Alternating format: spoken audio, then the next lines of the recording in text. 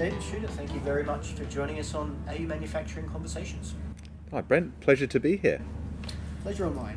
So the first question is normally how did you get here and what do you make? You don't exactly make a finished good at the IMCRC, but you can perhaps adapt that question however you see fit.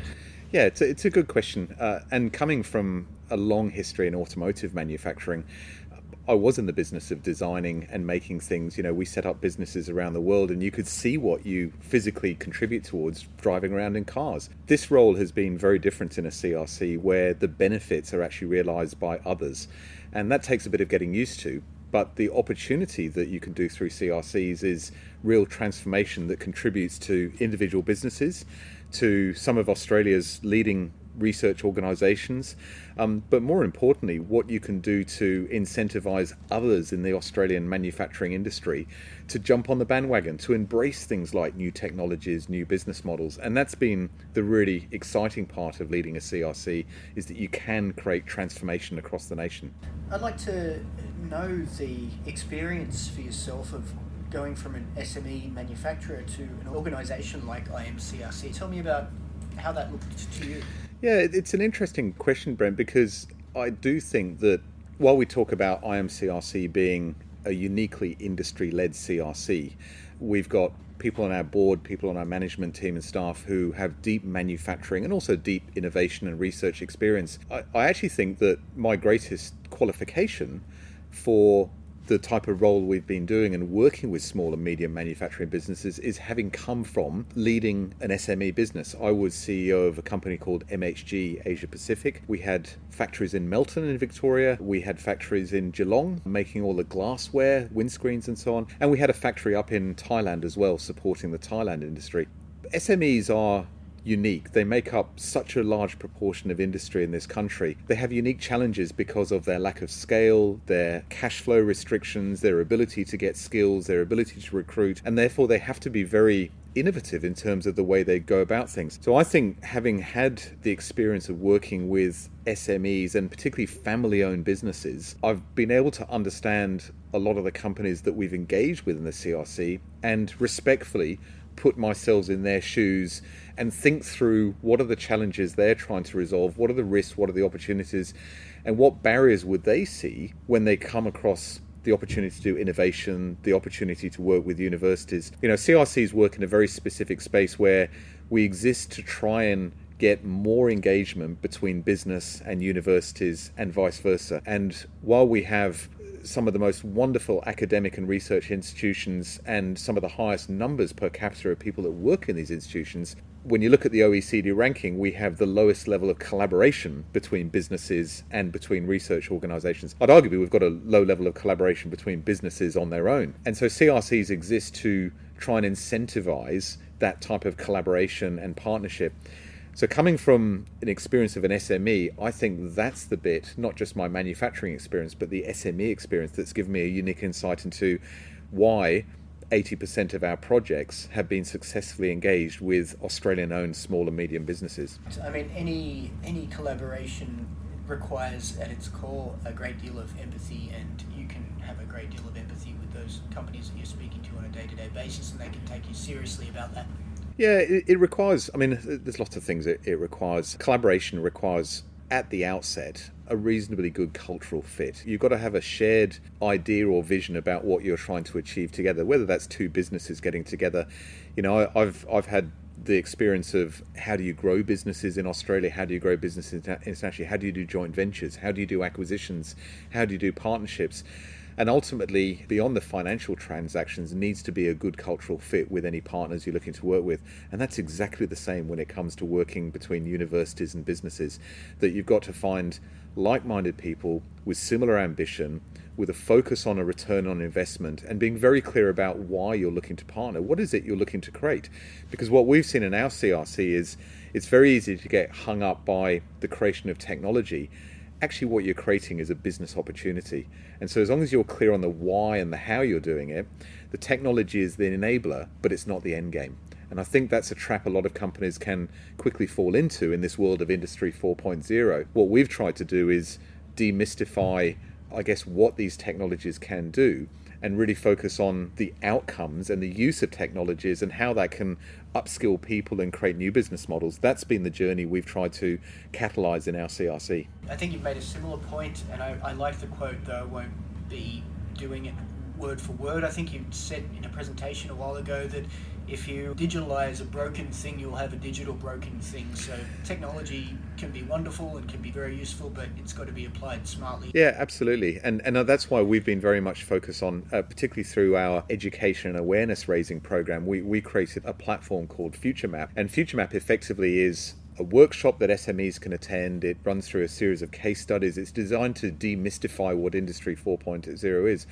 But it also puts companies through a diagnostic tool where they can assess honestly where they really sit in terms of their leadership maturity, their strategic capability, how they go to market, how do they manage change in their business, how do they communicate, what do they know about innovation, all the way through to their understanding of Industry 4.0 and digital technologies. And what we really try and impress is the technology is what you do. But if you haven't thought through why that's important to you, in other words, what's your leadership focus on? What's the vision for your company? Who do you want your customers to be going forward? And then if you haven't thought about how you're planning to do it, what is unique about your business model? How are you going to bring your people and your customers along this journey? Then simply diving into the what, exactly to your quote, you may run the risk just digitalizing your systems. You may end up with a worse situation than when you started. And so it's been really pleasing when we've engaged with hundreds of business owners, business leaders of small and medium companies, that they've seen a different way to look at their business holistically, and that's driven change. And we now know through research that's been done independent of the CRC that of 750 odd SMEs that have been through FutureMap, there is an inflection point where those SMEs are growing quicker in terms of their sales, are investing more, are employing more people and have wages growth and are investing in their organizational structure compared to similar groups of SMEs who haven't done FutureMap.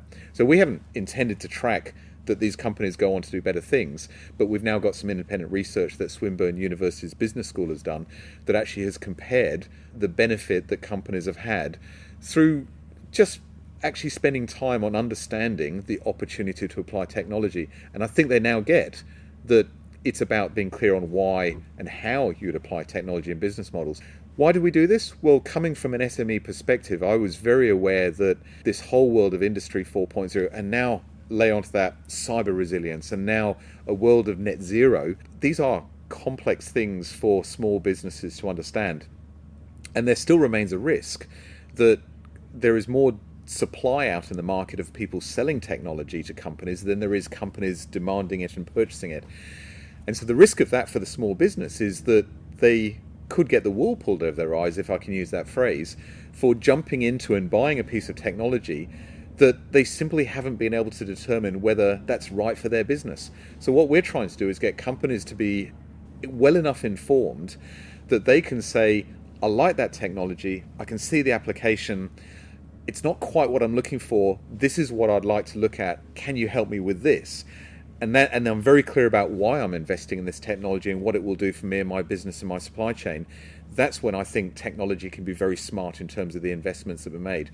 And the risk is that if we can't raise the awareness levels and the ambition levels of SMEs, then there is a risk that they'll end up committing their cash and their resources to technology that simply won't provide them with an advantage in the market.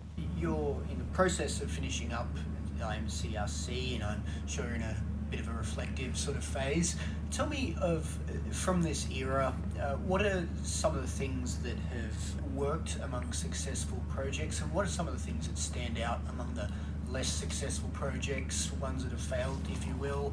What have you noticed? Yeah, it's an interesting question, and it is a good time to reflect because there's been a lot of learnings along the way. When we established this CRC, we took a very specific view that we were going to be industry-led, employ people that came from the manufacturing industry and the research space. But we also took a stand that we were going to remove barriers for engagement of small and medium manufacturing business with research organizations. And to do that, we had to clear the decks in a number of ways. One was that our CRC wouldn't own any of the intellectual property that's created in projects. And so another thing we did very specifically was to make sure that projects were very clear on what they were trying to do in terms of manufacturing outcomes and commercial outcomes. What was the return on the investment? What was the market? What were the export aspirations? Who would be the benefit for beyond simply the company or the university on the project? And so consequently, we were able to approve and support the funding for projects that were already very clear about these pathways and why the project was of interest and of strategic importance. So fortunately, I'd have to say, because we got the landing right at the outset, nearly all of our projects have ended up going through to fruition. When COVID hit, we thought there's a risk that R&D is as discretionary as employee training or marketing and so on. And so we were very worried that companies and the universities might decide that CRC projects were not important enough for them to continue when times got really hard during COVID. Actually, we saw the opposite happen. When we went out to all of our partners, their response was, this project that we invested in, because we were so clear on why we needed to do it, how we're going to do it, the commercial pathways, this is so strategically important to our company, and it was important to the university, that they doubled down their efforts. And we didn't lose any projects really apart from COVID. We had two projects out of 71 where the industry partners changed their strategic direction, but our portfolio held sound. Why have projects been successful? I would say because there's a very clear view on what the projects are going to achieve. So there's a shared vision the partners have of why they've invested in the project in the first place. I would also say there's been a good cultural fit between the parties. We made sure that we put applicants through not just a written paper process, but a Shark Tank interview process where we had people come in and present to us. And very quickly we were able to really understand, perhaps that was hard to document in 2,000 characters or less on an application form, we could really clearly understand what people want to do. What was their ambition? And were they the right stuff to collaborate together? Did they have a cultural fit? Where projects haven't worked, it's probably because that cultural fit was maybe driven perhaps a little bit more by the attraction of money from the Commonwealth through a CRC. And in a couple of cases where the industry partners probably weren't as familiar or as passionate about the technology that was being invested in as the research partner is. But I'd have to say it's in the absolute minority. The large proportion of our projects have gone on to significant success. We've had a greater than 90% research and development success rate, which in itself is extraordinary, given that research and development is risky. And part of that is because we structured all of our projects on the basis of defining the milestones very clearly through manufacturing or technology readiness levels, and running the projects through what we've called traffic light reviews on an annual basis, which is a legacy from how we ran things in the automotive and aerospace industry, where we apply best project management practices. And I never wanted to hear a phrase in our CRC, well, we knew that wasn't going to work, but we carried on anyway, all right, which is always the temptation with research. And so I personally have been able to connect with every one of our projects on at least an annual basis, and more frequently during COVID, to help the projects get realigned, but stay very clear on their pathway. This is what you originally wanted to achieve. Are you still down that direction? How does the project need to change to help you achieve those original outcomes or better those outcomes in terms of your access to market? And in many of the projects, we together with the partners have fine-tuned those opportunities to lead to much greater commercial outcomes, greater leverage of technologies, greater collaborations and partnerships. And you're now seeing that in the forecast of the billions of dollars of benefit that this will provide to the partners and also to the industry more generally.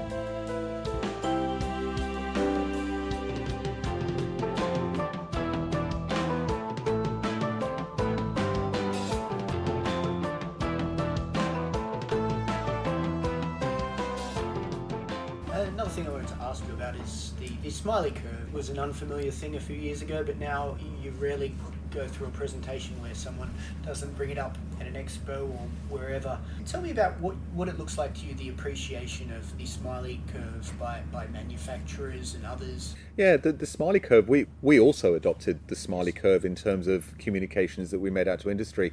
The first time I saw this was in the CSIRO's Advanced Manufacturing Roadmap they put out there in, I think, 2016, 2017, which to this day is still probably the document I recommend to any manufacturer in Australia who wants to learn about Industry 4.0, and not so much about the technology, but what you can do with it. It is a really excellent publication.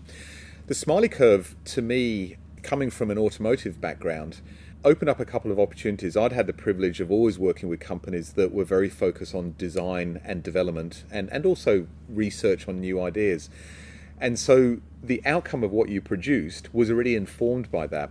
What the smiley curve did to me was open up the opportunities that the digital landscape creates to provide services enabled by what you produce. Now, this doesn't mean you shut down your factory and you become a service entity or an internet company. What it means is that through things like the Internet of Things, if you are making a product or you are making a piece of equipment, wherever that is used in the world, you can now gather data for how that is used. In other words, you can continue effectively having a relationship with your customer. Now, we see that through things like iPhones, we see it through Tesla cars, but we're now seeing it on products and processes that we're seeing through our CRC, where this digital technology is embedded. Supercool is a great example. They're making a compressor that is bespoke for electric vehicles. They're exporting these to Germany from Australia. They're a great story. One of the technologies we introduced them to during the project was the Internet of Things. So how do you put a sensor on a compressor such that from Australia on an iPad you can monitor how any compressor that's in a vehicle out in Germany is actually performing in real time. You can predict how it's operating. You can see when it needs to be maintained. You can diagnose issues with it before actually they come up in the vehicle itself. And that ability to stay close to the customer allows you to say, well, perhaps I start to shift my model from making revenue from what I sell to selling a guarantee that my product will perform in the market and I can do firmware upgrades and everything else. So what you're now seeing is this service model that can be enabled. And now you're seeing companies getting into that software platform creation in it, so they're making revenue streams in addition to their products. For me, when I talk about the smiley curve now and where I see the biggest opportunity and need in Australian manufacturing and industry more generally is for us not just to build production capability and capacity and automation and so on, but I think the opportunity for Australia now is to invest in the design and the engineering. That's the capability and capacity we need to build. Those companies who are able to design and engineer also have the ability to then produce unique products. They have the ability to produce them using automation. They have the ability to produce them in Australia on a competitive basis and export them to the world. I look at government procurement programs and see the role that government can play in this.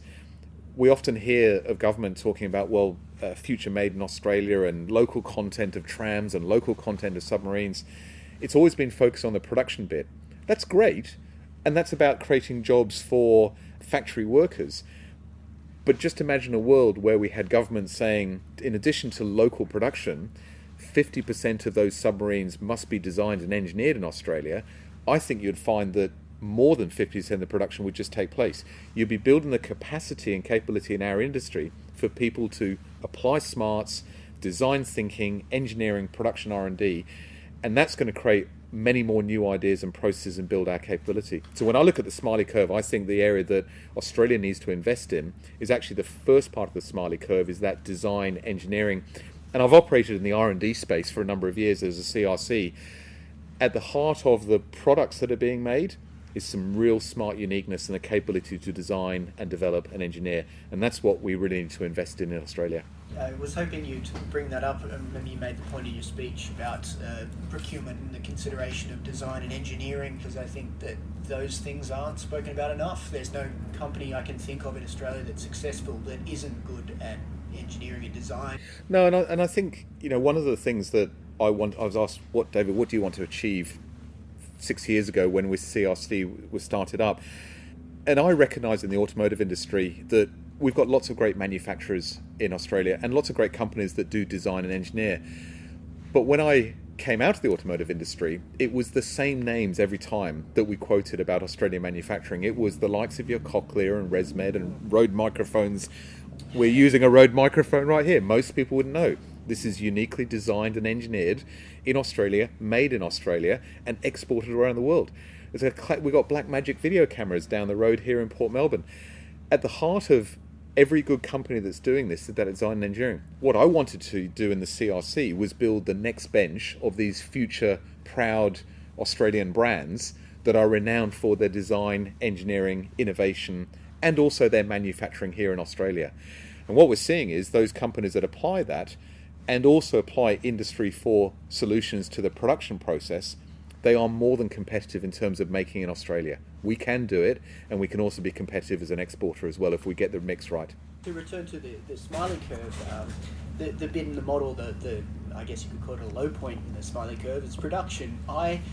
I've seen production de-emphasised over the years, and while I would freely admit that it's not everything of manufacturing, there's just one step, I think it's a pretty important step. Yeah, no, production is a critical part of manufacturing and always will be. The challenge in Australia is we know we can't compete against nations around us that have much larger scale at, dare I say, the hourly rate pay that you'd be paying non-skilled or even semi-skilled production workers. The opportunity for Australia is upskilling that workforce, and the way to do that is investing in digital technologies, automation technologies, new technologies such as 3D printing, where the skill set required to apply and develop those technologies and the salaries and the wages that we pay to those people is actually at a competitive rate when you look at nations around us. And so what we've got to do is we've got to shift the value add that we put into products, the complexity of what we're building here, to the point where the labour element, and I'd argue now even the energy element, becomes a much smaller share of the bill of materials or the cost of goods sold, depending on how you want to do it. We're always going to struggle in Australia if labour is a high proportion of what we do, unless it's in a very bespoke product, for example, like an R.M. Williams boot, where you have a global brand and people will pay because there is uniqueness of what you sell. Or you're a Rode microphone, for example, where people will buy it because you are simply the best in the market and you're constantly innovating to maintain that global market position. Unless you are the best at what you do, or you have that bespoke market, it's going to be very difficult to trade at the commodity level using labour costs and energy costs in Australia. And that's where the uniqueness comes. So production is important. It's also important because during COVID, we realised that we couldn't make things here anymore. I remember having conversations with various state and federal governments about, David, you came from the automotive industry, we must have companies here that do fabrics, that do plastics, that can cut and sew, can make masks. And I think back in the automotive industry, I could have reeled off the top of my head 10 companies that could have been mobilised to do that. I couldn't think of one that was still in those lines of business when COVID hit and we need to make masks. So if you don't have that capability and capacity that you can reconfigure very quickly at times of need, Australia will always continue to be found out. The flip side is, if you can get the model right, and it is about production of high value, highly complex, exportable products of uniqueness, where the labour element and the energy cost and all the other overhead costs are a smaller proportion of the sales value, absolutely we can do that, and we've got a long list of companies that are already doing that today. You're from the Innovative Manufacturing CRC, and we're talking at an Innovative Manufacturing CRC event. Everyone has a view here on innovation, no doubt. I like to ask people what their personal definition is. What's yours? It's a good question, because it's been very muddied over the years, including at a political level. I always start with defining a couple of other words first. Invention, first of all, which often gets confused with innovation. And we talk about we're a very inventive nation. An invention can be something fantastic, something new that you create, but if you can't sell it to somebody, then it remains an invention. An improvement is something that you might take and make better, an idea, a process, whatever, but unless it is a substantial breakthrough or a substantial change, it's not innovation. So to me, innovation is something new that you create, that you can sell, or it's something that is substantially improved that you can sell. The other definition of innovation I like is that when we think of innovation in manufacturing, we often think of a new product. Innovation nowadays can be a new process, a new business model, a new software platform, but fundamentally it's got to have commercial value. You've got to be able to sell it to a customer or customers and consumers. Otherwise, it will remain as an invention.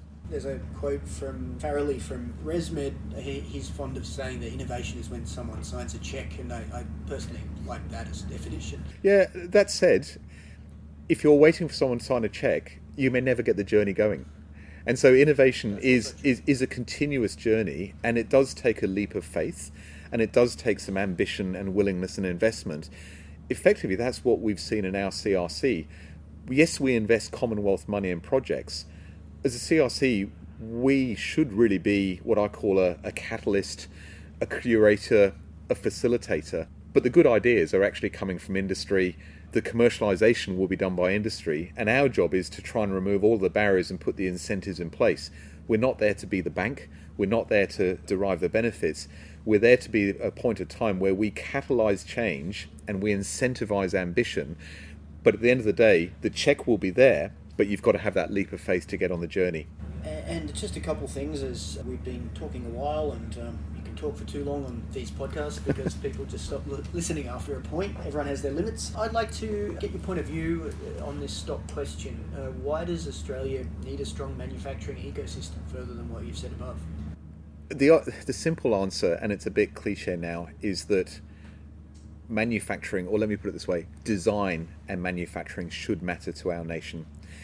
At some point, and we haven't been found out yet, we cannot rely on simply digging things out of the ground or extracting things from our natural resources. We've been very lucky as a country that we've had huge capability, and we're now entering a world where people need things like clean hydrogen, they need critical minerals for electrification, and we've got an abundance of that.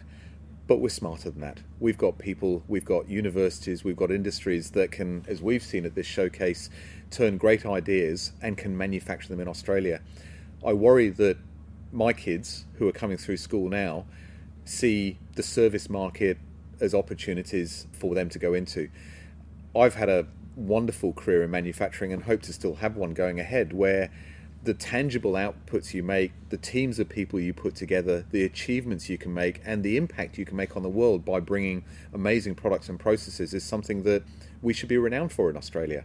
And if we're going to improve our complexity rating, if we're going to improve our balance of payments, if we're going to actually export high value smart products, we're going to have to think very differently. And the solution to that is investing in manufacturing capability and capacity. But I would argue it's about investing in design, development, and manufacturing capability and capacity. Lastly, I'd like to know what you're doing next. IMCRC always set out to be a one-term CRC. CRCs are meant to exist for a fixed period of time, do some great work, and then step out of the way for other entities to come on to solve different types of problems.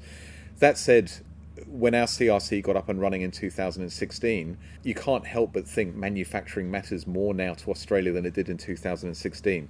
So it is a real frustration that just as we've got critical mass going and we've got some amazing innovations that are delivering thousands of jobs and billions of dollars of benefit to Australia, the CRC winds up.